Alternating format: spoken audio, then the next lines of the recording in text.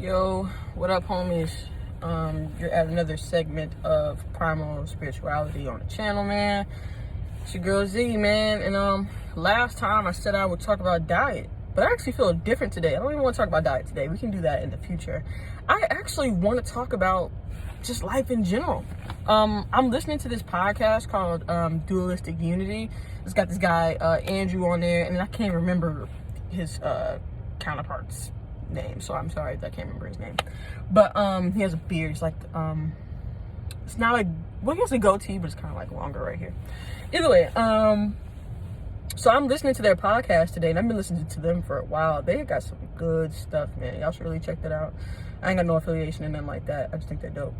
And they talked about how, like, the only way that things will change in the world is, like, if everybody's on the same page, if we're all willing to, like, go on a global strike from everything.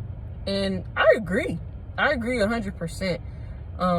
Because when I first started out, like, I wanted to be in politics. I wanted to be a policymaker. I wanted to be in there in DC, you know what I'm saying, as a big politician, helping make better choices for the betterment of our country. But as it turns out, over time, I've realized that if you do actually want to change the system, you're not going to be able to change it from within. Because at the end of the day, if they wanted to change it, and if they actually wanted better for the world, and especially for this country, they could. Because to be real, there's no reason why, like, everybody claims that they don't support homelessness, yet there are still homeless people. And of course, this goes for both political parties, and that's a whole nother conversation. Both political parties are very complacent in letting these things happen. And it's like, so you don't support homelessness, so what's stopping you from passing a bill right now to help combat that? Nothing's stopping you. All they're doing is getting caught up in their bipartisanship. And that's why having multiple political parties, at least, and especially here, we have two main ones, but don't, you know what I'm saying? But us getting so caught up in our bipartisanship is what's keeping us from actually getting anything done, because we're all too busy saying you're wrong, you're on the wrong side, and you're this type of person, you're that type of person, instead of actually just saying, look, we're not worried about that. How are we actually going to help the citizens? We're too busy shining light on our differences that we can't even come together to help each other and to help the general public. And that's really sad. And that's why I feel like there's no way. I mean, look at people like Bernie Sanders. I think he has some of the best intentions. Even if he were to become president, none of that stuff would ever happen. It's like they were saying in the podcast, like, one thing about politicians is, like, they're going to say what they're going to vouch for as president, but they know for sure that that stuff is never going to pass in all actuality, because there are too many stubborn people that are caught up in their own bipartisanship and also have financial interests in other things that keep them from actually making decisions. And that's sad. That's really sad. And I agree with them when they say that, you know, if we really want to move forward, we have to get, like, money, like, especially, like, the way that we see money and the way we move with money now, like, it's just not productive or conducive at this point in history. And it's actually just driving us apart and actually taking away our humanity. And it's not showing us that we are so much more than an opportunity to make another buck.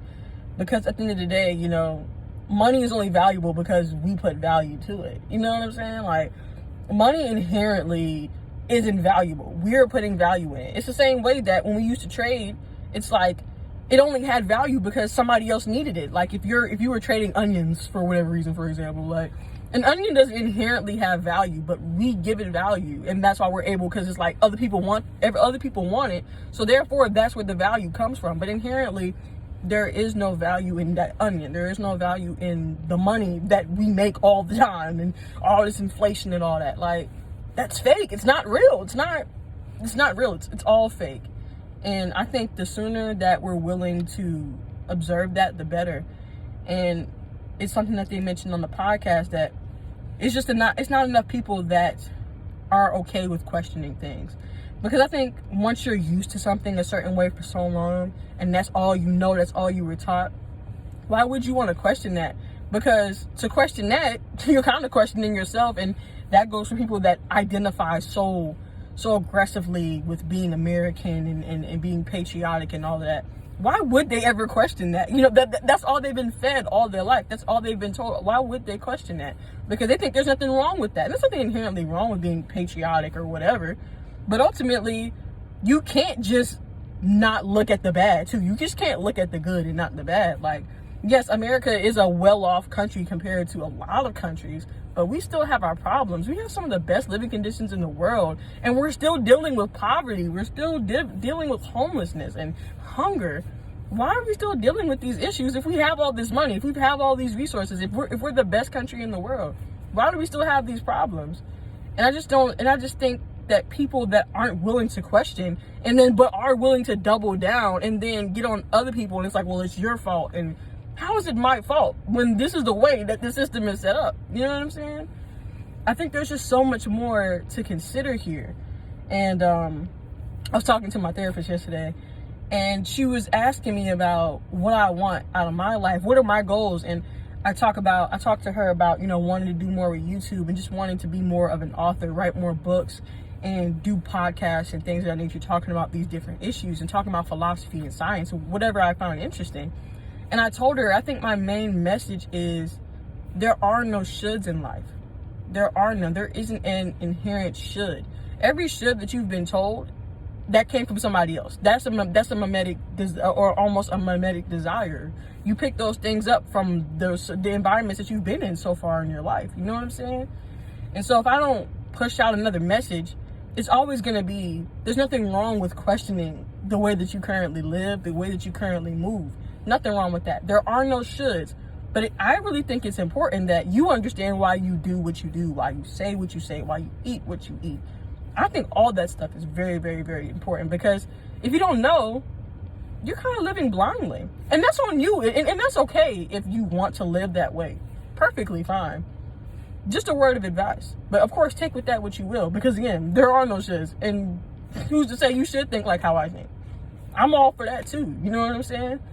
I just think that when I was coming up, I didn't hear these type of things, and I think I could have actually benefited from them if I had heard about these things way sooner. I think it would have heavily changed the trajectory in which I went. And so that's why I'm saying what I'm saying. I'm not saying it because you should do anything. There are no shoulds, and that's part of my message. It's always, hey man, nothing wrong with questioning things. I don't want to live by anything where I can't question it, where I can't ask questions. Don't want that.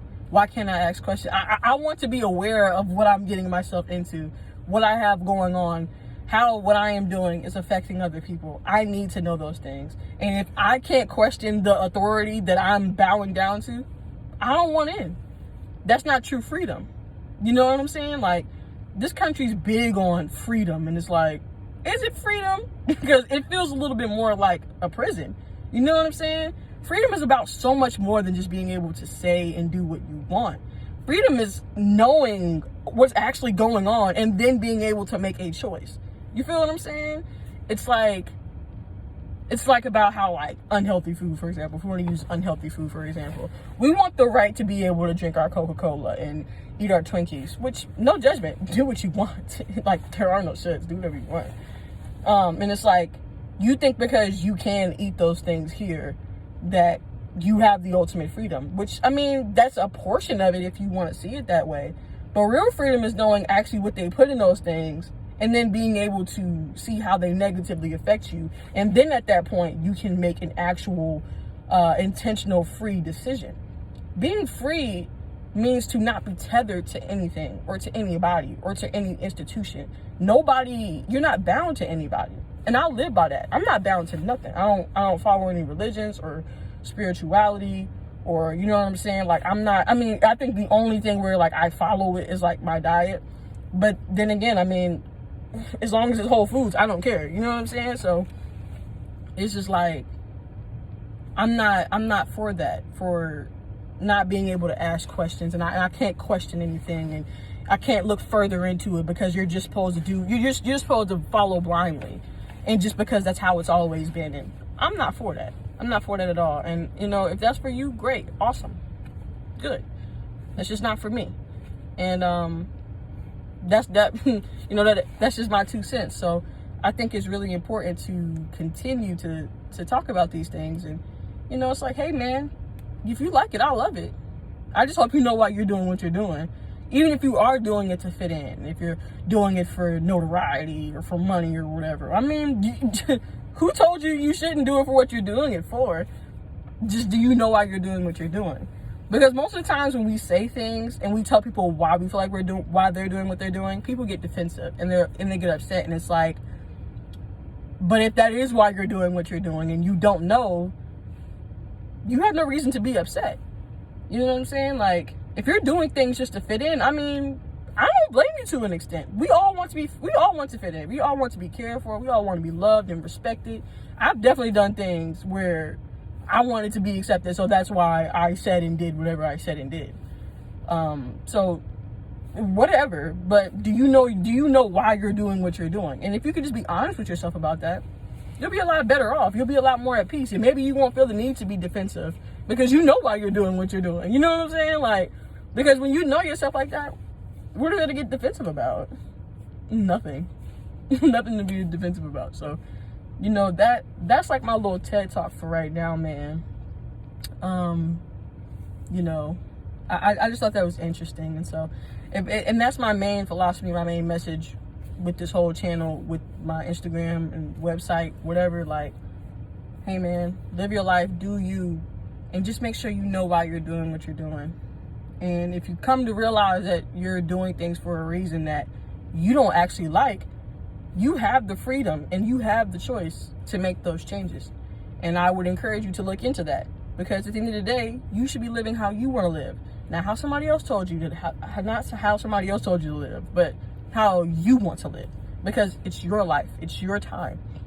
And we don't know for certain what's out there, what's to come. We don't know. So why sit around living for other people when you be living for yourself? You know what I'm saying? So I'm gonna just leave it at that today. I got a pretty long video today. Well, it wasn't that long, like 12 minutes right now. But you know, it's a lot. It's a little bit lengthier than the last one. But I'm gonna do that. And I appreciate y'all. I appreciate anybody that looks at my page, and it's all love. And I'm only getting started from here, man. I'm all for talking about these kind of things, and about doing things in a very diligent way, and going about wanting to incite change by starting with ourselves. And I believe that 100%. So I start with myself. I do what I can on my end to make sure that I'm not feeding more negativity and crap into the world. You know what I'm saying? So that's the main thing. But like I said, I appreciate y'all. Y'all be safe out here. Y'all follow me on Instagram, Primal Spirituality 2, number 2, and not the word. And I'll be posting on there. I'll be reposting on you know, stories and things of that nature. I repost my diet. I talk about a few things on there. So y'all check that out if you'd like. I think it's the main thing right now. But I appreciate y'all. Y'all stay safe. Y'all be breezy. I'll see y'all next time. Stay safe out here.